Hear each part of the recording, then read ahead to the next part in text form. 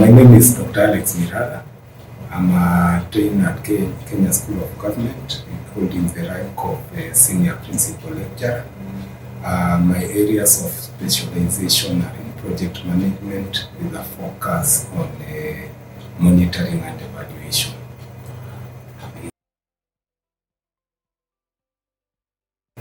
Results-based monitoring and evaluation stems from the current trend in public services, whereby we are managing to achieve results in the public service, and that's where the idea of results-based management stems from, and also the other area of management for development results. So when it comes to results-based monitoring and evaluation, this is where we are talking about assessing and tracking performance of government programs or even private programs, with a key focus on the results, which are mainly presented as outputs, outcomes, or impacts. So when we do our monitoring and evaluation, basically we want to see how projects are leading to intended results.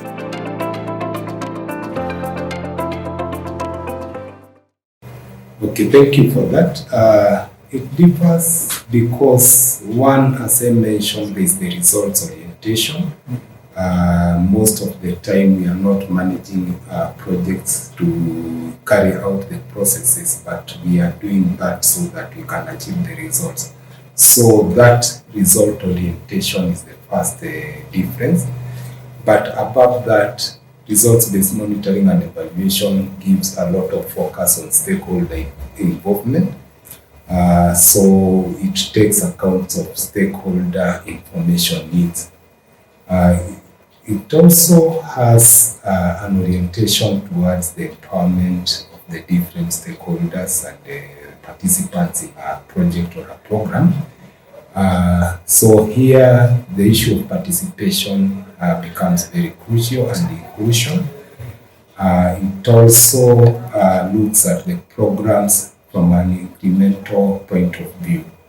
That's why now we start with predetermined indicators, but as the results start emerging, you find that we have to keep on looking for new indicators, because sometimes the theory of change leads the project in a direction that may not be predetermined. Yes.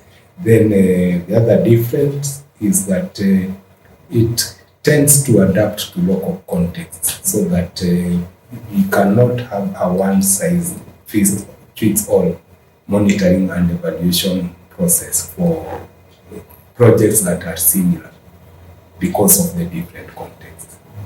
Yes.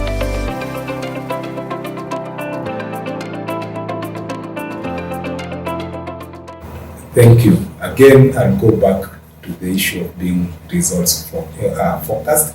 So when we determine indicators for monitoring or for evaluation, we are looking for the indicators that will give us information on the results. Then, as I said again, the stakeholder involvement. Stakeholders are very crucial because they are part of the people who determine the indicators to be selected for monitoring and evaluation. And they are also involved even in the process of monitoring and evaluation, whereby they can participate in data collection, analysis, or interpretation. So the other thing is that results-based monitoring and evaluation tends to focus a lot on the theory of change that is presented by different programs. So when it comes now to looking at the results, we tend to look at how these results are leading from one to the other through the incremental process. And then also, the other thing is that it brings in a systems approach. So if you have to do a results-based monitoring and evaluation, for you to be effective, then in the organization you need to develop a results-based monitoring and evaluation system that can guide in monitoring and evaluation. And the other thing about it is that lessons learned during the implementation of the program and also in the evolution of the results are used for future programming. So they become key sources of information for project planning and also for policy development.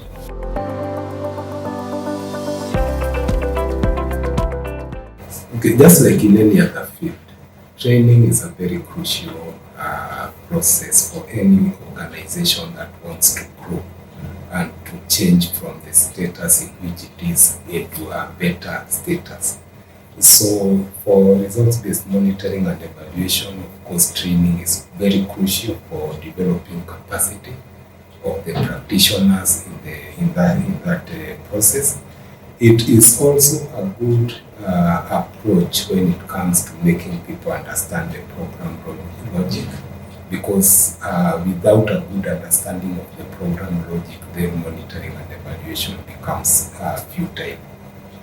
Then the other thing is that it enables people in a program to have a unified way of thinking, so that we can have a unity of direction when it comes to carrying out results-based monitoring and evaluation. The other thing is that any person who is undergoing training will be able to learn different approaches in results-based monitoring and evaluation, and especially in identifying and trying and applying new approaches, because this is a highly evolving process.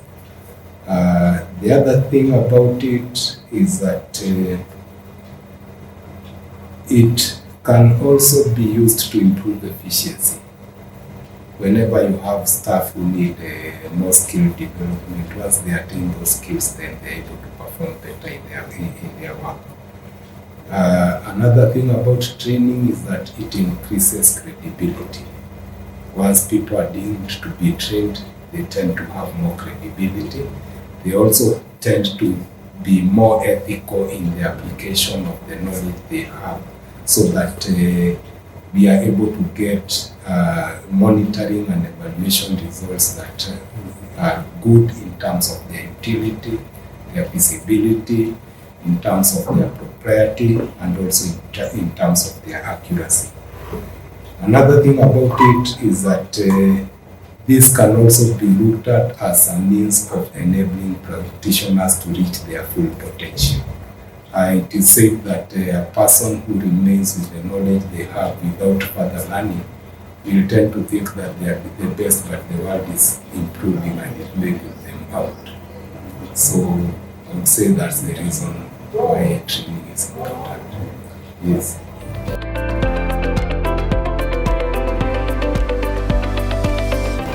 Yes, for the public service, one thing we talked about results-based management.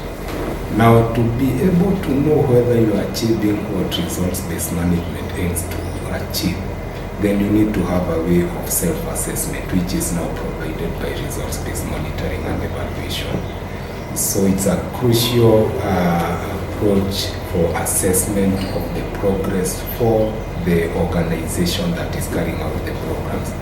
The other thing is that it enables accountability and transparency to stakeholders who may include the public, the citizens, development partners, civil society, and any other kind of person who may be interested in the ongoings of government programs. Also, with results-based monitoring and evaluation, one is able to find areas of deviation, which can actually be a representation of things going wrong. And once you identify that you're not on the right path early enough, then you can be able to take corrective action so that you can ensure that the result you're looking for can be achieved. Then the other thing is that it enables resource use efficiency. Resource monitoring is also part of the results-based monitoring and evaluation. And of course, government is interested in the best use of resources and value for money in the projects, and that can be determined during results-based monitoring and evaluation. The other one is that it provides lessons for future programming and policy development. It enables government to have data that can be used for decision making. And finally, it can also provide data for new ideas and innovation. Whenever something new is coming up, M&E information can be used to give further information, and at the same time, it can also be used to test whether the new ideas and innovations can be feasible. Yes.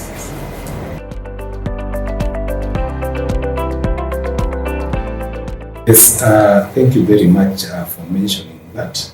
Kenya School of Government is one of the best trainers for monitoring and evaluation, including resource-based monitoring and evaluation we have in Kenya. I'm saying that being very sure that that's the position.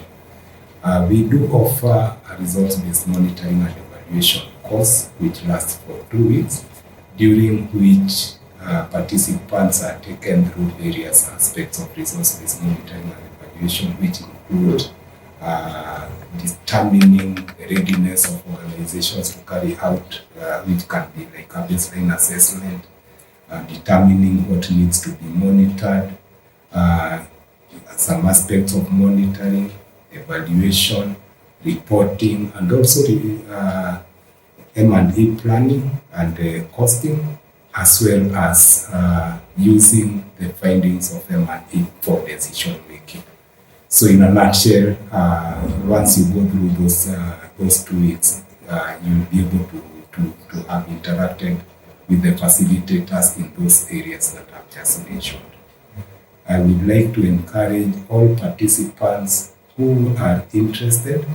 The target group for this program is not limited to rank, because I believe everybody has an interest in resource-based monitoring and evaluation. It can range from CEOs to program managers to the people implementing the programs and projects, as well as the monitoring and evaluation practitioners in the public service. So all are welcome, and it will be very nice to have you with us.